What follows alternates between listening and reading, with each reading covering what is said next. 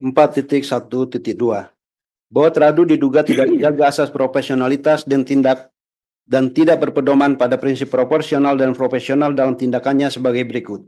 1. Teradu tidak menjaga rahasia yang dipercayakan kepadanya karena mengirimkan data informasi yang diperoleh dalam wewenangnya sebagai Ketua KPU yang diketahui sifat kerahasiaannya dari ungkapan for your eyes only. Video bukti P6. 2. Bahwa teradu merencanakan agenda pribadi untuk berjalan berdua bersama pengadu dalam perjalanan dinas di Amsterdam sejak jauh hari. Teradu secara terang benderang menunjukkan tindakan aktif untuk meminta jalan berdua saja dengan pengadu di tengah kegiatan penyelenggaraan pemilu di Amsterdam. Video bukti P7, bukti P8.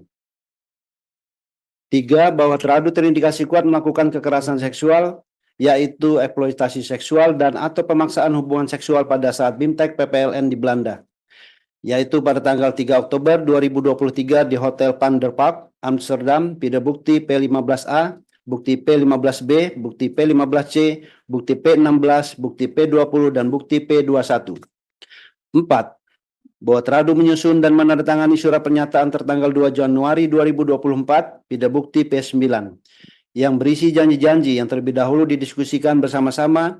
Surat pernyataan tersebut merupakan titik puncak dari seluruh janji yang pernah diucapkan oleh teradu pada saat menenangkan pengadu sebelum dan pasca peristiwa 3 Oktober 2023 di Hotel Van der Park, Amsterdam. 5. Bahwa teradu menyalahgunakan wewenang menggunakan fasilitas negara untuk kepentingan pribadi dalam rangka merayu pengadu dengan menggunakan kendaraan dinas Fortuna Warpri menggunakan plat dinas Polri pada 9 Maret 2024, video bukti P10A dan P10B. 6.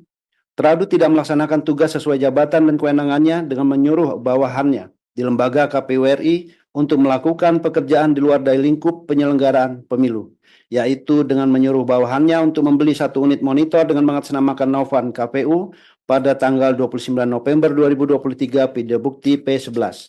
Berdasarkan uraian fakta tersebut, teradu terbukti secara sah dan meyakinkan melakukan pelanggaran asas profesionalitas dan tidak berpedoman pada prinsip proporsional dan profesional.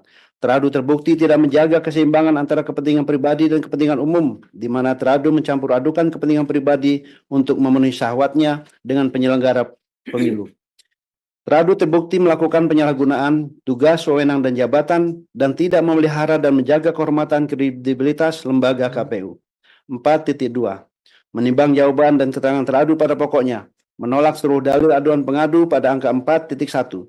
Teradu menyatakan telah melaksanakan tugas berpedoman pada asas prinsip mandiri, jujur, adil, berkepastian hukum, tertib, terbuka, proporsional, profesional, akuntabel, efektif, dan efisien sesuai dengan ketentuan pasal 3 Undang-Undang Nomor 7 Tahun 2017 tentang Pemilihan Umum, sebagaimana diubah dengan Undang-Undang Nomor 7 Tahun 2023 tentang penetapan peraturan pemerintah pengganti Undang-Undang Nomor 1 Tahun 2022 tentang perubahan atas Undang-Undang Nomor 7 Tahun 2017 tentang Pemilihan Umum menjadi undang-undang dalam melaksanakan seluruh tahapan pada pemilu tahun 2024.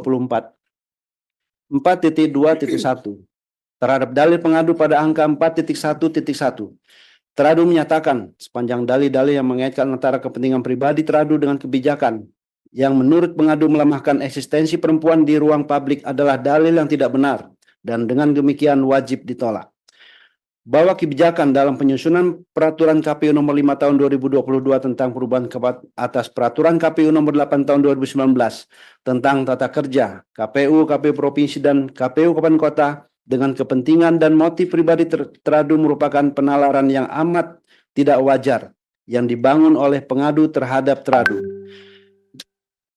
Bahwa kebijakan penyusunan peraturan KPU adalah kebijakan yang bersifat kelembagaan dan tidak dapat dilekatkan pada keberadaan teradu secara personal. Setiap kebijakan dalam penyusunan peraturan KPU dilakukan melalui rapat pleno dan artinya bersifat kolektif kolegial, serta menjadi sebuah tindakan yang tidak dapat dikaitkan dengan diri personal seseorang dalam lembaga KPU. Bahwa tuduhan pengadu seolah menempatkan KPU sebagai lembaga yang dipimpin oleh seorang kepala dengan sifat perintah yang mutlak dipegang oleh kepala tersebut.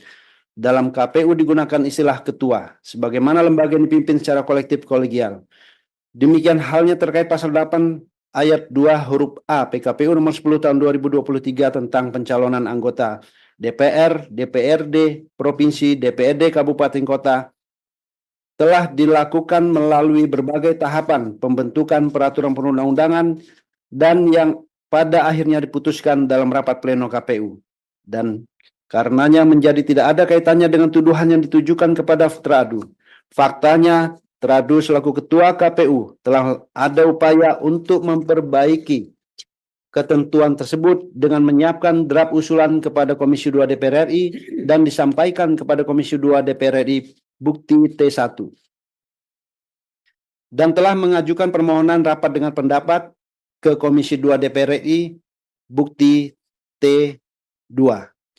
Serta telah melaksanakan konsultasi dalam RDP yang menghasilkan kesimpulan atas RDP tersebut pada tanggal 17 Mei 2023 bukti T3. Berdasarkan uraian fakta tersebut, terhadap sepanjang dalil-dalil yang mengaitkan antara kepentingan pribadi teradu dengan kebijakan yang melemahkan eksistensi perempuan di ruang publik adalah tuduhan dan dalil yang tidak benar dan dengan demikian wajib ditolak. Berkenaan dalil bahwa teradu melakukan pendekatan dan adanya perlakuan khusus dengan menggunakan relasi kuasa kepada pengadu. Dalam hal ini teradu menyatakan dalil tersebut tidak benar, subjektif, cenderung manipulatif, dan karenanya wajib ditolak. Bahwa pertemuan di antara teradu dan pengadu terjadi pada saat BIMTEK PPLN di Bali saat kegiatan Jalan Sehat pada tanggal 31 Juli 2023. Dalam perbincangan awal pada pertemuan tersebut, tidak ada sama sekali terbersit dalam benak teradu untuk merayu, apalagi hingga merayu pengadu agar mau membina hubungan asmara dengan teradu. Tidak benar bahwa teradu menyatakan kondisi keluarganya teradu sedang tidak baik-baik saja dan dalam proses perceraian. Faktanya justru pengadulah yang pada saat itu berupaya dekat dengan teradu dengan bercerita hal yang sesungguhnya bersifat personal seperti soal keluarga pengadu kepada teradu. Berkenaan dalil mengenai perlakuan khusus yang mengistimewakan pengadu karena tidak merespon Ketua PPLN Den Haag sehingga harus meminta tolong terlebih dahulu pada pengadu agar mendapat respon adalah dalil yang mengada-ada dan nyatanya tidak sesuai dengan isi percakapan pengadu dengan Ketua PPLN Den Haag, bukti P5. Faktanya, Ketua PPLN Den Haag juga sering berkomunikasi dengan teradu. Adapun komunikasi antara teradu dan pengadu adalah untuk urusan-urusan PPLN dan justru pengadu yang faktanya sering meminta tolong kepada teradu menguruskan beberapa hal yang berkaitan dengan urusan PPLN Den Haag. Dengan demikian, dalil aduan pengadu berkenaan dengan proses pendekatan dan rayuan dari teradu yang memiliki tendensi adanya perlakuan khusus dengan menggunakan relasi kuasa kepada teradu adalah dalil yang tidak benar, subjektif, cenderung manipulatif, dan karenanya wajib ditolak. Terhadap dalil bahwa teradu memberi perlakuan khusus kepada pengadu dengan memesankan kamar hotel dan tiket pesawat untuk ikut serta dalam perjalanan dinas ke Singapura, bukti P4A, teradu membantah dalil tersebut. Faktanya pada saat itu pengadu meminta kepada teradu untuk diberi kesempatan mencermati dan mempelajari bagaimana pelaksanaan kegiatan BIMTEK PPLN di wilayah lain, tepatnya yang sedang dilaksanakan di Singapura, agar dapat mempersiapkan dengan baik sebelum pengadu melaksanakan BIMTEK di wilayah yang pengadu menjadi tuan rumah pada waktu yang akan datang. Permintaan tersebut disertai permintaan tolong dari pengadu agar bisa dipesankan tiket pesawat dari Jakarta Singapura dan Singapura Jakarta pulang pergi. Kemudian, teradu memfasilitasi keinginan pengadu dengan meminta tolong kepada staf teradu untuk memesankan tiket pesawat dan hotel yang digunakan pengadu. Bahwa tiket pesawat maupun hotel tersebut ditanggung oleh teradu pribadi, tidak menggunakan anggaran KPU. Bukti T4. Berkenaan suap video yang berisi ucapan untuk pengadu dilakukan pada saat di luar rangkaian atau tepatnya dibuat setelah selesai acara. Bahwa faktanya hal tersebut adalah permintaan pengadu sendiri, di mana pengadu sebelumnya mengatakan kalau pengadu adalah penggemar Vincent dan Desta. Karenanya pengadu meminta kepada teradu untuk dibuatkan video ucapan tersebut setelah acara selesai. Bahwa pada saat video dibuat, Betty Epsilon Idrus selaku anggota KPU juga berada bersama dengan teradu dalam video tersebut. Dengan demikian, dalil aduan pengadu yang menyatakan proses pendekatan dan rayuan dari teradu secara terang-terangan di hadapan publik dalam acara-acara yang sifatnya kedinasan, sehingga membuat pengadu merasa risih dan tidak nyaman adalah dalil yang tidak benar, cenderung memutarbalikkan fakta, dengan demikian wajib ditolak.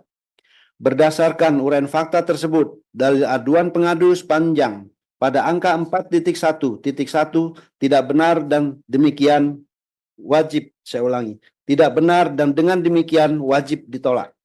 Saudara-saudara